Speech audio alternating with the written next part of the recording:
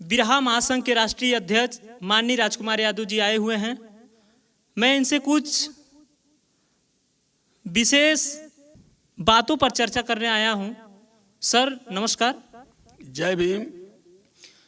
Sir मैं आपसे कुछ सवाल पूछना चाहता हूं कि पंडित जी लोग जो होते हैं, अच्छा, वो लोग शराब दे देते हैं तो लोगों को बहुत तेज लग जाता है शराब।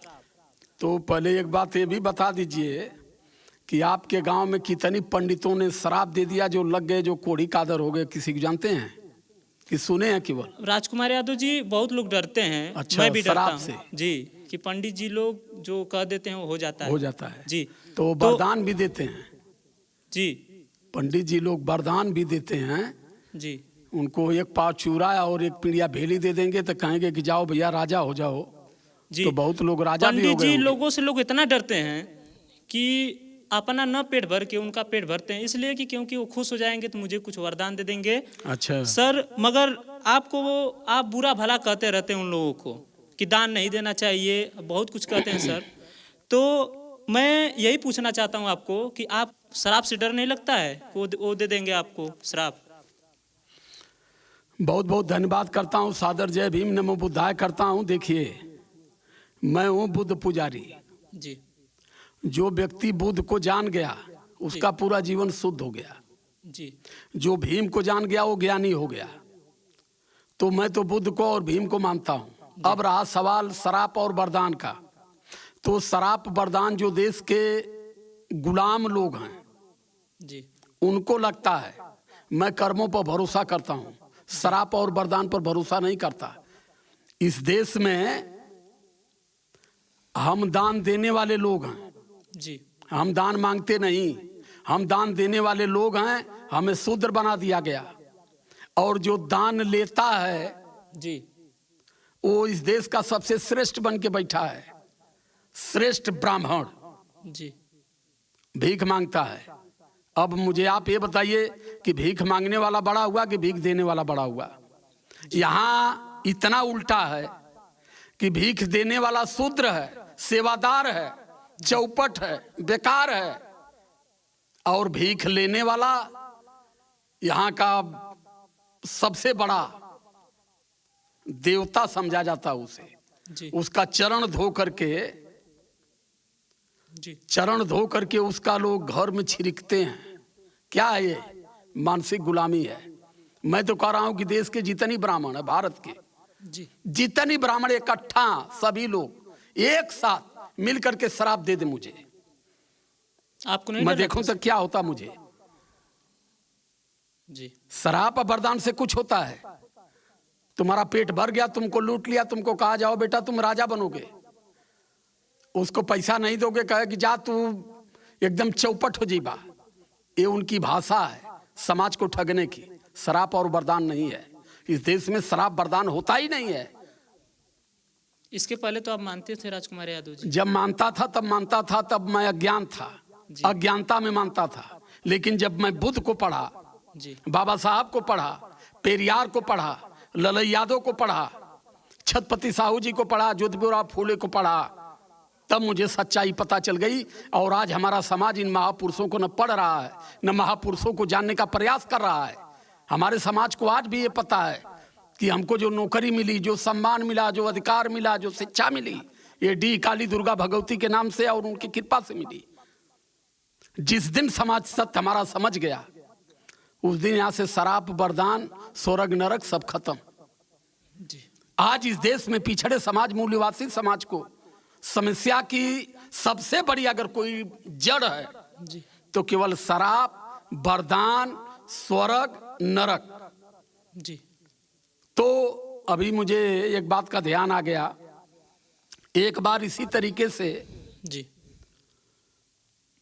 अकबर ने बीरबल से पूछा जी, कि बीरबल बताओ कि इस देश में कितनी मूर्ख हैं? जी, तो बीरबल ने कहा कि सर गणना करने के लिए मुझे कुछ समय चाहिए, कम से कम 4-6 दिन। कहना ठीक है। कहना कुछ धन चाहिए, कहना ले लो। और इसके बाद में बीरबल धन लिए और निकल गए 5 दिन की छुट्टी लेकर के राज दरबार से। जी, गए वहां एक मोची के यहाँ, और मोची के यहाँ जाके जी एक 4 फुट का जूता बनवाए और उसमें हीरा मोती जवाहरात सब कुछ जड़वा दिए, जी चमचमाता हुआ बूट। और सुबह सुबह में उस बूट को लेके एक चौराहे पर खड़े हो गए। जी वहां तमाम लोग जुट गए। अरे भैया बीरबल ये क्या है? कहे कि अरे भगवान आए थे जी और ये पेशाब कर रहे थे, अब मेरी नजर पड़ गई, बस मैं दौड़ के गया उनका पैर छूने, जी बस वो भाग चले, बस जूता उनका छूट गया। और जाते जाते कह गए कि ये जूता जिसके सर पर 2 बार लग जाएगा उसको सीधे मुक्ति होगी, सीधे स्वर्ग होगा। तो अब जितनी लोग जुटे थे अब लाइन से खड़े हो गए, बीरबल भैया हमको थोड़ा 4 जूता लगा दीजिए। अब बीरबल सबको लाइन से खड़ा करके 2-2 जूता सबके सर पर पीटना शुरू किए। जी पीटते रहे, जाते रहे, सभी लोग बड़ा खुश हो गए कि अब तो हमको मुक्ति मिलेगा। शाम हो गई, दरबार में खबर गई अकबर के यहाँ जी कि वहां तो बीरबल तमाम लोगों को स्वर्ग भेजने का काम कर रहे हैं।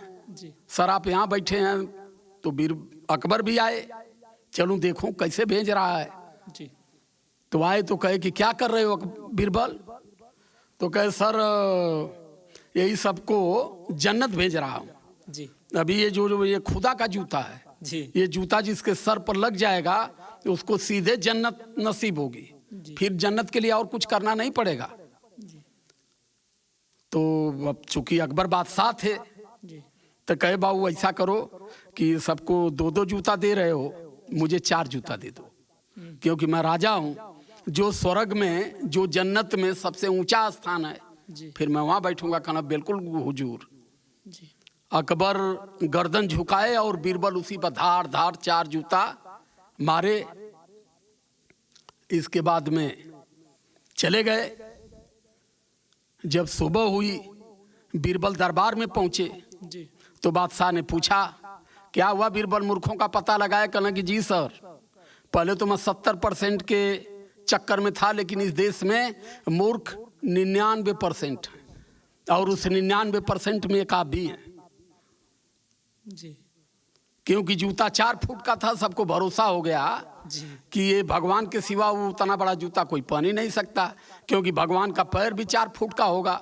जी जो इतनी बड़ी दुनिया चलाता उसका छोटा पैर तो होगा नहीं। जी क्या कहेंगे इसको?